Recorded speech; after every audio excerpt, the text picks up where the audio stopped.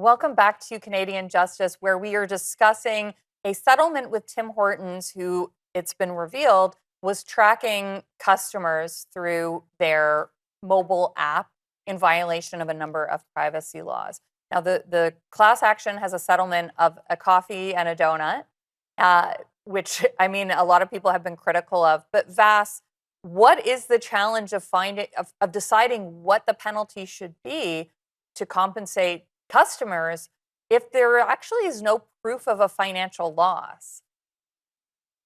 This is such a great question. I wish I had more legal training. But maybe we do need to find ways to think about that cost, how the loss of privacy is quantified. Again, in this app, there was a trade off for that loss of privacy: points, right? Rewards served by the company. So is that not a proxy, a pseudo proxy at least, for the value of that exchange, right? You're giving your privacy, whether to your knowledge or inadvertently, to this company, and you're sharing your location so that you can get an extra coffee, a bonus muffin, a certain kind of points incentive. So I think we need to see our systems become more creative around how that's quantified, and that the digital economy is just forcing that kind of thinking naturally.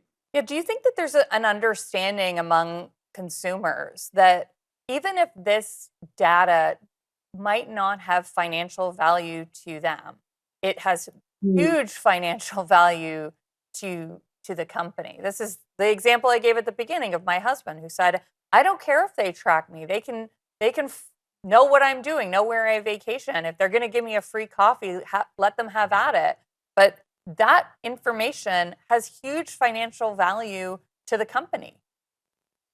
It does. I mean, our information is most valuable in aggregate, typically anonymized. I think you and I would fall in a similar category. Young, brainy women with glasses Oh, who thank wear you. blank. Like youngish. I always include myself as young. Like, why shouldn't we? Right? So we're categorized, and then making particular predictions or assumptions about our consumptive patterns.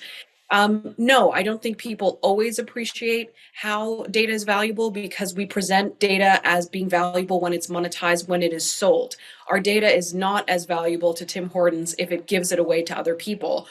Our data is valuable to Tim Hortons and other firms because they keep it within their ecosystem and extract insights that can help them make more arguably efficient, better business decisions that you know, encourage us to shop more and spend more money when we do so. For people who are concerned about this, what can they do to protect themselves and protect their data from this type of intrusion?